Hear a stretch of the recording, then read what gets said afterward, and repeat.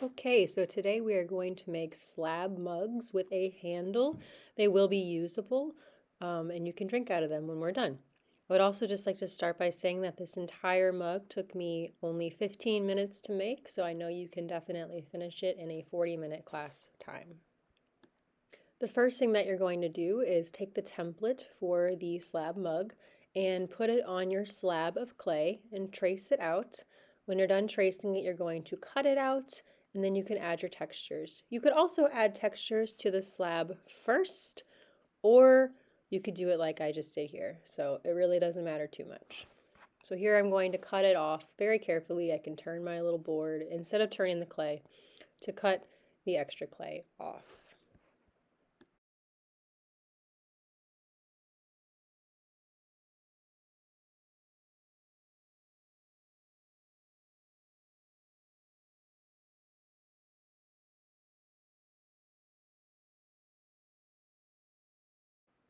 Now that you have the shape of the mug cut out, you're going to start to add your textures.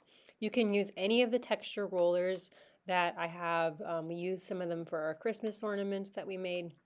You could also draw your own designs in there. You just don't want to draw too deep. You don't want to create any major holes because one, then you can't drink out of it and then it might fall apart. So I don't particularly love what I made here, but also it's just kind of a good example of what things can look like. So you could also do this step before you cut out the template if you want to. So have fun making your textures because this is the time to do it.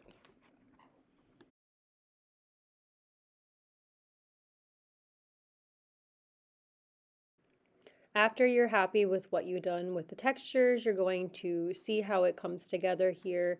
And then you're going to do some scoring and slipping, or as I also like to say, scratching and adding water, or scratching and adding glue to make the sides stick together. So I'm going to show you here where you need to scratch. But first, I'm going to smooth out the edges a bit with a sponge or a brush or even your fingers. So you can do that first.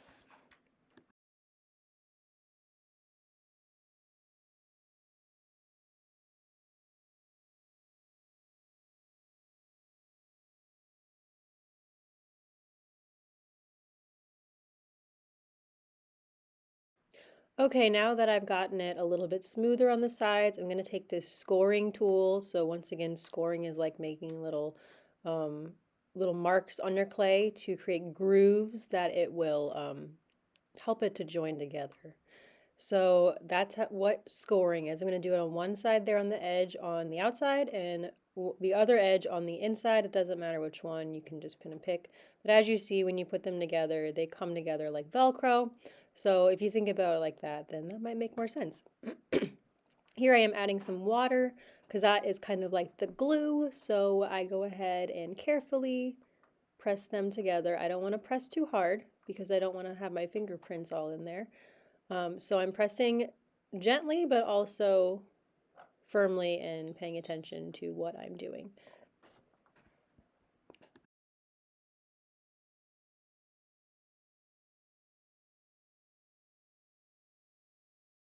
Okay, so now that I have glued my slab mug together in the shape of a mug, I need to make the base. I need to make the bottom of the mug. So I need to make sure I have a slab piece that is big enough to fit. You just saw me check that.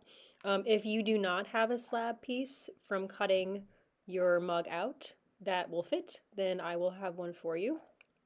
And I'm once again scoring and slipping, so scratching and gluing, right? So I'm scratching on the bottom of the mug and then I'm scratching where the mug is going to be on that slab piece on the bottom. And then after that, I'm going to make sure, number one, that it's in the right spot.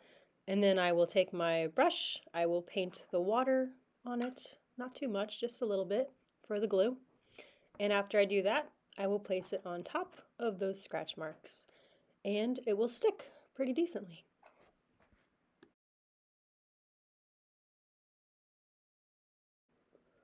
So after you have it on your base, so the bottom of the mug, you're going to cut off that extra because we don't want that weird shape.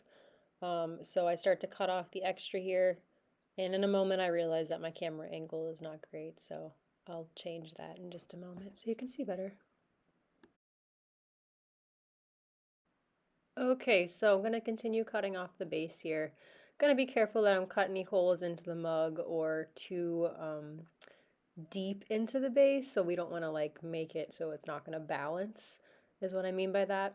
But as you can see, carefully turning the mug as I do it, and once I've cut all of that off, I'm going to smooth it out with my finger, with tools, maybe with a sponge.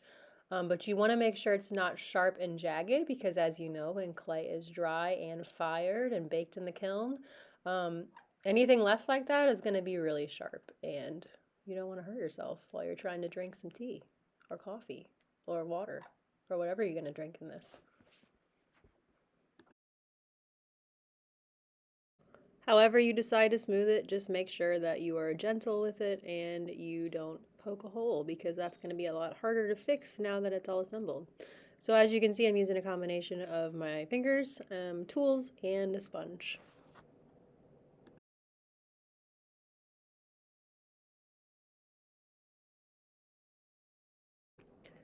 All right, and now that we've gotten the bottom all sorted out, we need to smooth out the edges here. We don't want to cut ourselves as we're trying to take a drink on the top part either, so I'm going to use a sponge on my fingers. By the way, whenever I'm using the sponge, I am not using a whole lot of water.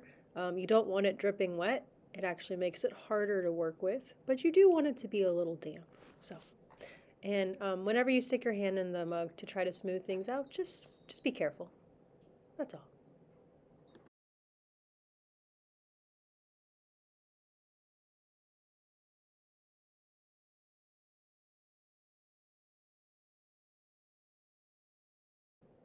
Okay, and now the part that you've all been waiting for, making the handle.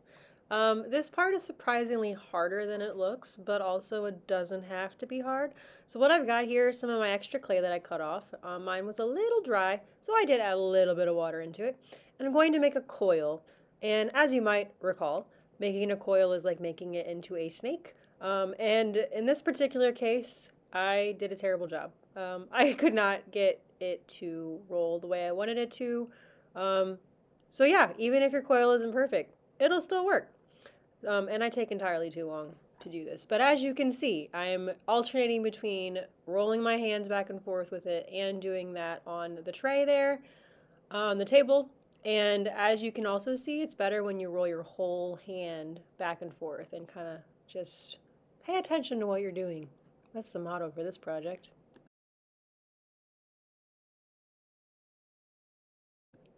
Just making this coil, taking entirely too long. Getting a little more water on my hands. I keep going. I get it to where it's not too thick, and it's not too thin. It's perfect. It's like the width of my pinky finger. And now I'm going to see if it fits my mug the way I want it. So keep in mind you're going to have to hold this handle. So you want the handle to fit your hand. If you want to get fancy with it, you could, but you need to kind of figure out how to do it first. So what I'm doing, making sure it fits, cut off that end. And then I have to cut the top part at an angle so that it will fit the cup. So as you can see now, it's going to fit the cup. And as you probably guessed it, to attach the handle, you're going to need to score and slip, otherwise known as scratch and glue. And by the way, I'm putting the handle on the seam of the cup, you know, where we put the slab piece together, because that is probably the ugliest part, I guess. It's where maybe you would want to have the handle. So, probably do that. So, I'm going to go ahead and scratch right now, and I'm going to scratch that little bend because that is where it's going to touch the cup. And once again, I'm scratching where I'm going to put the handle, and then I'm going to add my glue, and then I'm going to add the handle, and make sure that I don't press too hard, but I also don't want to not press at all. So, let's go ahead and see.